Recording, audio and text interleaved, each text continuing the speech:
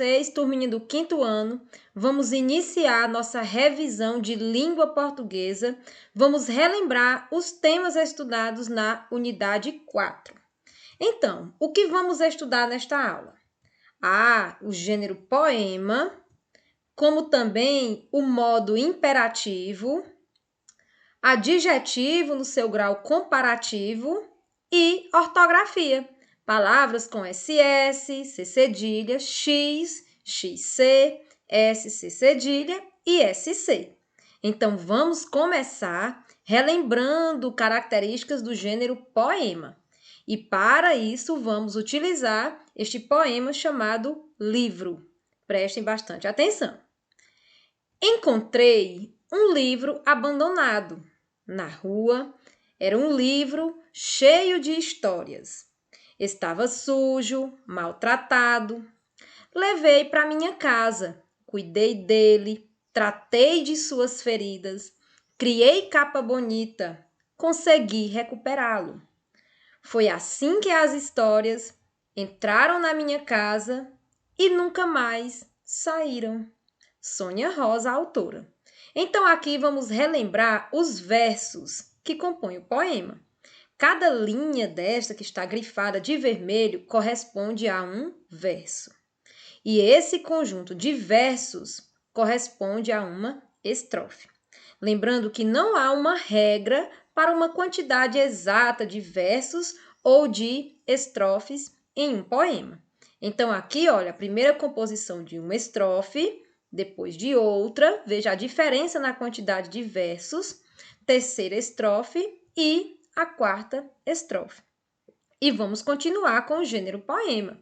Aqui, falamos sobre versos e estrofes, mas tem mais. No gênero poema também possui as rimas, que são aquelas combinações que existem nas palavras. Essas combinações são sonzinhos que podem ser iguais ou semelhantes. No poema livro, encontramos um exemplo de rima também, com a palavra abandonado e maltratado. Veja que há esta combinação, essa semelhança entre o som nestas palavras. E é claro que há também a linguagem figurada. Um exemplo de linguagem figurada presente no poema foi quando disse o seguinte: tratei suas feridas. As feridas do livro não correspondem às feridas de um corpo, por exemplo, né? Não está no seu sentido real, não está no seu sentido literal. Neste caso, vamos lembrar aqui da linguagem denotativa e conotativa. Denotativa é quando está no sentido do dicionário, no seu sentido real. Conotativa é justamente quando está nessa linguagem figurada, fazendo uma comparação, ou seja, uma analogia que não corresponde à realidade. As feridas do livro, é claro que vai corresponder às páginas rasgadas ou riscadas, por exemplo, tá? E agora vamos partir para outro tema também trabalhado nesta unidade, que foi o modo imperativo. Vamos lá relembrar? Aqui, veja só, o modo imperativo expressa ordem, pedido, recomendação, alerta, convite, conselho, súplica e etc. Ele é utilizado também em manuais de instruções, receitas e propagandas, justamente porque o verbo está ali para instruir, para chamar, pedir, dar ordem também. Vamos para os exemplos, mais adiante. É o tipo de texto que leva o leitor a mais que uma simples informação. Então, o verbo no imperativo, ele não está ali só para informar ou narrar uma história, mas para instruir o leitor. Não é um texto que argumenta, que conta, que debate, não. Mas ele leva o leitor a determinada orientação transformadora. Veja aqui o exemplo, quando diz assim: sai desse Facebook e vai estudar. Vamos aqui perceber o verbo sair, quando diz sai. Passou para um sentido de ordem, não foi? E quando diz também vai estudar, outra ordem também. Aqui um exemplo de modo imperativo. E vamos continuar aqui com outro portador de texto que contém o verbo no imperativo, os panfletos, os manuais de instrução, como também receitas. Gosto muito de trazer o verbo no imperativo porque dá dicas, instrui, ensina, né? Faz um pedido para o leitor. Aqui, por exemplo, há um panfleto para ajudar no combate ao Aedes aegypti. E diz assim, ó, receba bem o agente de saúde, guarde garrafas de cabeça para baixo, elimine, tampe, não deixe. Aqui um exemplo do imperativo negativo, quando diz lave, mantenha, entregue, né? O verbo entregar, só que agora no sentido de ordem. Mantenha mais uma vez e, por último, coloque o lixo em sacos plásticos e mantenha a lixeira fechada. Veja aqui os verbos expressando ordem, pedido, dica, não é? Exemplos do modo imperativo. Então, vamos ver como é fácil, né? Lembrar deste tema também. E agora vamos para adjetivo, grau, comparativo. Vamos relembrar aqui que o grau comparativo ele estabelece uma comparação, como o próprio nome já diz, entre dois ou mais seres, uma vez apresentado sob a seguinte forma, como vamos ver no exemplo da tirinha de Armandinho. Vamos para a leitura. Diz o seguinte: meu primo resolveu treinar artes marciais. Que legal! Mas ele é o menor e o menos experiente da turma.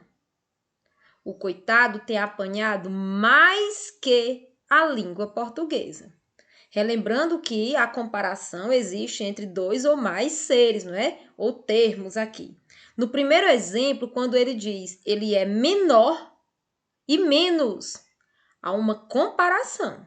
E quando diz mais que, também há outra comparação. E agora vamos para as classificações, com mais exemplos, é claro. Vejam aqui. Quando o comparativo é de igualdade, percebemos a presença do tão quanto. Veja que Lucas é tão extrovertido quanto seu irmão. Nem Lucas, nem o irmão dele é mais ou menos, são iguais. Então, o comparativo é de igualdade. E quando diz o seguinte: Lucas é menos extrovertido que ou do que seu irmão. Veja só, menos que, menos do que. O comparativo agora é de inferioridade. A mesma coisa acontece na tirinha do Armandinho, quando ele diz ele é o menor e o menos experiente da turma. E por último, o exemplo quando diz assim: Lucas é mais extrovertido do que seu irmão. Mais que, mais do que. Lá na tirinha de Armandinho tem outro exemplo, quando diz mais que a língua portuguesa. Então, o comparativo aqui é de superioridade. E vamos continuar com a nossa revisão. Agora, relembrando a ortografia, palavrinhas com SS, cedilha, XC, SC cedilha e SC. Aqui vamos para a leitura de algumas palavras. Prestem atenção.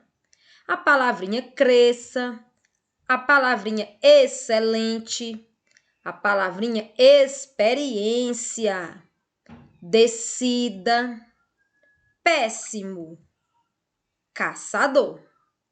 Aqui percebemos que as letras destacadas apresentam som de S. Para saber qual letra utilizar, precisamos ver algumas dicas, mas essas dicas não são suficientes, não. Como o próprio nome já diz, são apenas dicas para melhorar a aprendizagem. O que acontece de fato para aprender é você treinar bastante com a leitura e com muita atenção. É a interação com textos de gêneros diversos e suas leituras do dia a dia que faz com que você aprenda a ortografia de algumas palavras, né? Mas vamos aqui relembrar algumas dicas interessantes. Vejam só, quando uma palavrinha ela é descendente de origem árabe, africana, indígena, há uma tendência maior dela ser escrita com C cedilha, como é o caso da palavrinha açúcar, aqui de origem árabe. Vamos para outra dica. O S entre vogais. Vamos relembrar aqui, olha, SS entre vogais. O exemplo da palavrinha pessoa. E também é muito comum em palavras mais formalizadas, em situações formais da língua portuguesa também, utilizarmos palavrinhas com SC. Aqui como exemplo, a palavrinha disciplina. Outra dica é, quando ocorre som de S seguido de E ou I, não pode usar a cedilha não, né? Vamos lembrar. Utilizamos XC. Aqui, como exemplo, a palavrinha exceto. Em uma mesma situação como essa, só que com A, O e U, já é permitido utilizar a cedilha. E aqui, como exemplo, veja só a palavrinha desço ou desça. Utilizamos S, C cedilha. E agora, quando o X assume o som, quando forma a sílaba es. Vamos relembrar aqui, é X, não é?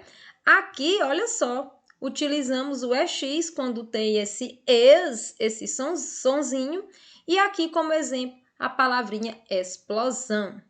Vamos praticar a leitura de mais palavras lá no seu livro didático, tá? Então, turminha, essa foi a nossa revisão de língua portuguesa da unidade 4. Desejo bons estudos!